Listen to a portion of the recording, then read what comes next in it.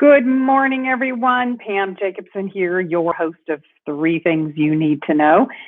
Welcome, everyone. If you are just joining for the first time, this program is designed to help you optimize your health, restore vitality, and really create the quality of life that we all deserve. I've spent the last year and a half building a framework, which I hope that my viewers have found helpful. But if it's your first time here, I would encourage you to go back and look at the weekly shows that I've been doing for the last year and a half. I've really laid, I think, a good foundation for you in all of the things that you can be doing, and there are lots of them that you can not only can be doing, but really need to be doing if you are on the pursuit of optimal health. And what I want to make sure everyone watching understands is that there is no magic bullet. The work really has to be done by you. And even though there may be something, a supplement, a drug, a treatment that could assist you, it will not, cannot take the place of the daily work that you need to be doing to manage your health and create optimal health for yourself.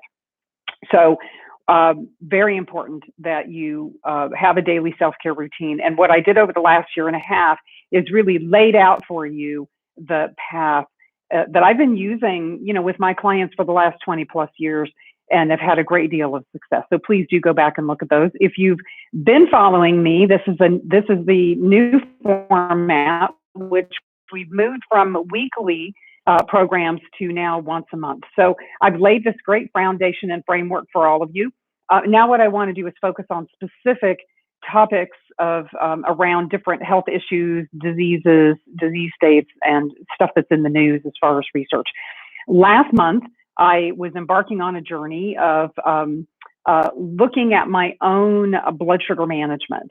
I had been doing quite a bit of research. I'm very interested in metabolic health, and one of the biggest metabolic diseases in our culture today is type 2 diabetes. And the thing about type 2 diabetes is, some of the statistics out there are suggesting that upwards of 70% of us we're somewhere on that trajectory toward that diagnosis.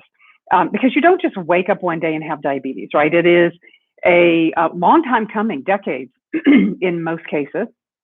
And we have tools to help us understand where we are at on that continuum. And more importantly, we have things that we can do to intervene at that point and lessen or completely eradicate the possibility that we would end up in the type 2 diabetes realm.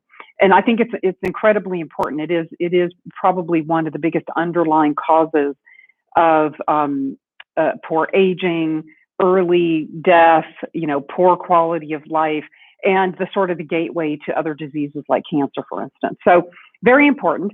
And in my research, and all know that I listen to a lot of podcasts, I was hearing a lot of information about the fact that it wasn't necessarily just the average glucose levels, right? We can check our glucose. We have monitors, things like that. But it wasn't really just what the average was. It was really how often you were spiking to the higher levels. And it was suggested and has been suggested by a lot of functional medicine, integrative medicine practitioners out there that we should all have access to the ability, if we chose, to continuously monitor our blood sugar, just like I continuously monitor some other biometrics like heart rate variability and my sleep statistics, my resting heart rate. I should be able to monitor my blood sugar, and I can. There's devices out there, but typically they have to be prescribed by a physician. Although we are seeing access become easier. I do not have diabetes, so I do not have the ability to just go to a doctor and get a prescription for a continuous glucose monitor, but guess what? I have one. So I was able to do that online, right? I think I told you all last time there's a program through vetted by Stanford called January I think it's January.ai or -AI. You can find it online. They have a program that you can sign up for that includes continuous glucose monitoring. I believe there's a coaching component as well. I did not sign up for that part. I just signed up to get the monitor. And I've been monitoring myself. So I wanted to grab my cell phone here so that I could show you the numbers in a minute, but I realized I hadn't pulled that out of my bag. So at any rate, let's just start at the beginning. I got a continuous glucose monitor.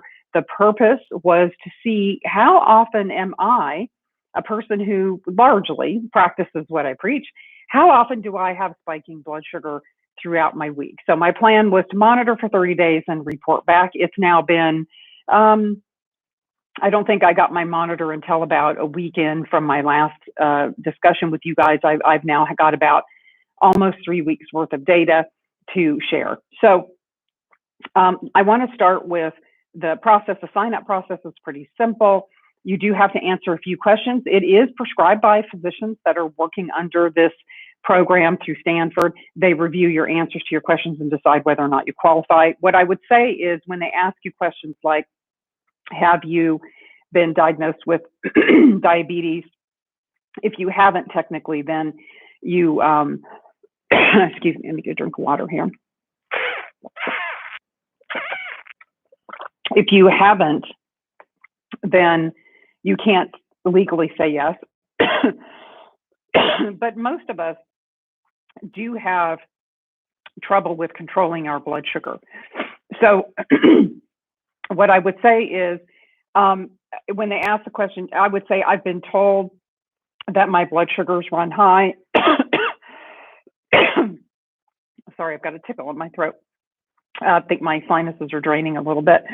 I'm sitting in an air-conditioned room. My house is still under construction, so I am using a friend's office, and I'm sitting right under an air conditioning vent that's blowing on me, so it's causing my sinuses to drain a little bit. I apologize for that. So anyway, as I was saying, you, in order to get the monitor prescribed, you are going to have to answer a few questions. Basically what I said, because I'm not going to lie, is I said that I've been told that my blood sugar is runs on the high side, and I've been told that I have insulin resistance, because the reality is the majority of us do have that to some degree.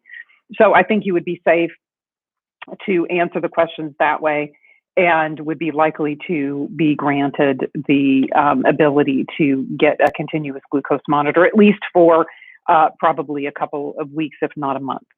So I encourage you to go online and, or if you truly are, many of my patients do already have diagnosed metabolic disease, ask your doctor to prescribe it for you.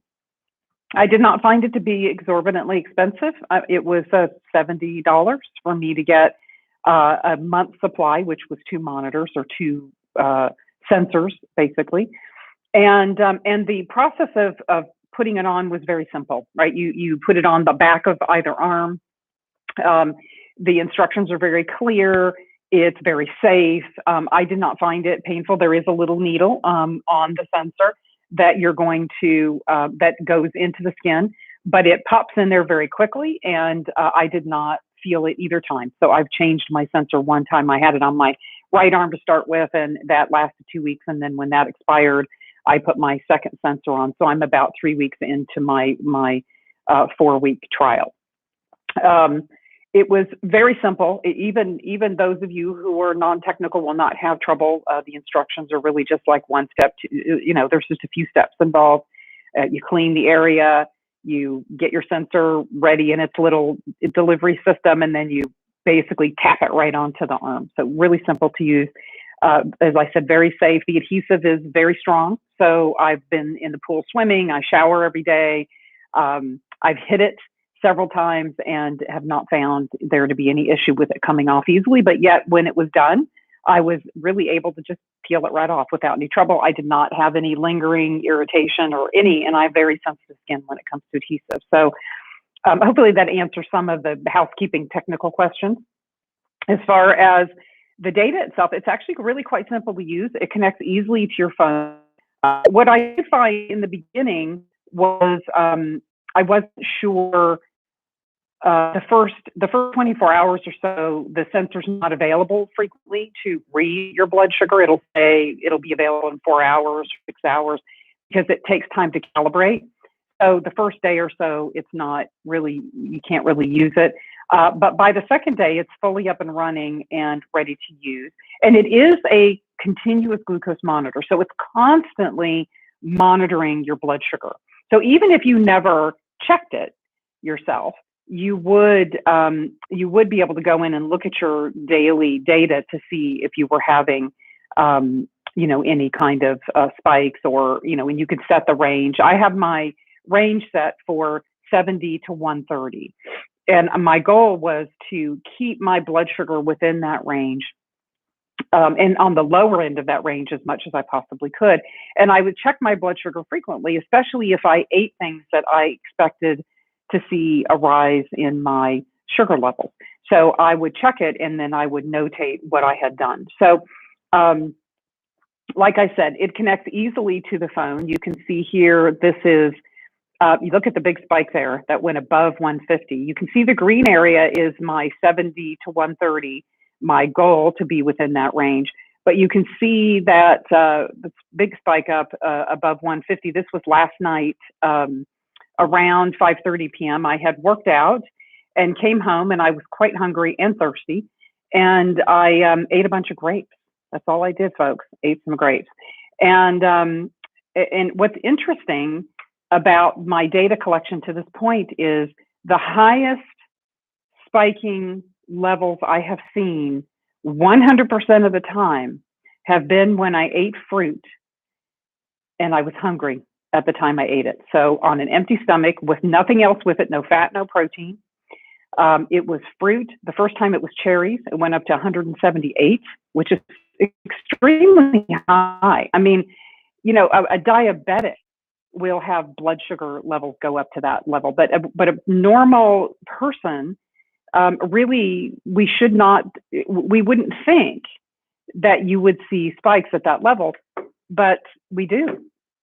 And part of the reason is, I believe, and I think the research supports it, and the reason why I tell my patients no more than 2 pieces of fruit, shoot for the low sugar fruits, and don't eat them unopposed. In other words, don't eat them without something else with them, like some nut butter or a handful of almonds, or so that it slows down how quickly your body utilizes the glucose or allows that rise to happen. So a lesson for me that I learned was, even though I wasn't exceeding my 2 pieces of fruit a day, I was not eating it with anything else. I ate it alone. I was very hungry at the time I ate that. I didn't eat a lot. I had a handful of grapes, and I think I had like 15 cherries. So it wasn't like I ate a whole bag. But both times I got extremely high spikes. Other times that I ate fruit as well, I made a smoothie and I put a half a banana and a little blueberries and some strawberry. And I got a higher rise than I would have liked. So those of you who are making smoothies every day for breakfast, if you're putting a lot of fruit in the smoothie and not getting enough fat and fiber and other things, you're going to see spiking. The other thing that I saw with myself as far as blood sugar spikes in the morning, I typically don't eat breakfast. I will have a cup of coffee. I put some collagen in my coffee, and then I put some MCT oil creamer, and then just a squirt, and I mean a dab of regular, just vanilla, sugary creamer to give it just a little bit of sweetness. And I've actually even measured how much do I put in. It comes out to about 5 grams of carbohydrates. So it's maybe 5 grams of added sugar to the cup of coffee. And if I do not eat anything and just drink that cup of coffee, I will get a blood sugar spike up to almost 130. However, if I have that cup of coffee and then I eat a couple of eggs, or this morning I had some egg bites, that kept my blood sugar down below 100. So the bottom line is, I promised a report to all of you this month on my experience. What I found is that I was regularly having blood sugar spikes, especially if I skipped breakfast but still had something that had sugar in it or carbs in it, because I'm not technically intermittent fasting. Even though I'm not eating breakfast, I did drink a cup of coffee that had, protein and fat and a little bit of sugar in it. And that alone did give me a considerable spike above what I'm comfortable with. If I ate something with it, I did not get the spike. So for the remainder of the time, I'm going to be looking more closely at what happens on these things that spiked my blood sugar this last few weeks. What happens if I consume that same item, but I make sure that I have something else with it? Like I'm going to eat some cherries, but I'm going to have some nuts or nut butter, see if it lessens the blood sugar spike that I'm getting. Now, I did challenge it with some of the other things like ice cream, for instance, and chocolate. Um, and what I found was that on some days, I could have a little bit of ice cream, just, typical. It was a Tillamook mint chocolate chip ice cream. And when I eat ice cream, I don't just eat a little bit. I eat it and I sit with my little container and I have, I don't know, probably a cup or more. And I did not get a blood sugar spike, which I found really interesting because when you look at how much sugar is in there, it's high. But there's also a lot of fat in there. And what I have to say is the sugar in ice cream is different than the sugar in fruit. Fruit has fructose, which is a different type of sugar than the regular glucose, just basic sugar that you're going to find in ice cream. Not to say that ice cream is better than fruit or fruit is less healthy than ice cream, but to say that the body processes these sugars differently. And there is, some information in the research to indicate that fructose is one of those things that can be problematic, which is why juicing, especially fruits and fruit juicing, is a real problem, right? It causes a real problem with the ability for us to manage blood sugar. So you really have to be careful there. That's not to say that just because I didn't get a blood sugar spike eating ice cream that I should just eat it freely. But what it does tell me is that ice cream is not, or that type of glucose does not cause me to get blood sugar spikes. And that was the purpose of this journey for me over this past few weeks, was to see how could I minimize. You overall want to, have a reasonable average glucose, but you also really, the more important thing, it appears anyway in the scientific literature, is you want to minimize how often you're getting these big spikes in blood sugar. And of course, every individual is different. It depends on how well your pancreas is working and what's happening with insulin production, the hormone that helps to manage the amount of glucose in the bloodstream. It depends on things like, I noticed that my blood sugar is much more, if you look again at my graph from yesterday, see how jagged it looks. I didn't have a great day yesterday. I had a very busy day. It was stressful, and I did not get a good night's sleep the night before. I'd been traveling, and my house was under construction, and just a lot of things going on. So it was very much more challenging for me to manage the stability of my blood sugar because I did not have great sleep. I had higher than normal stress. I probably didn't hydrate as well as I should have. So all of those things have an impact.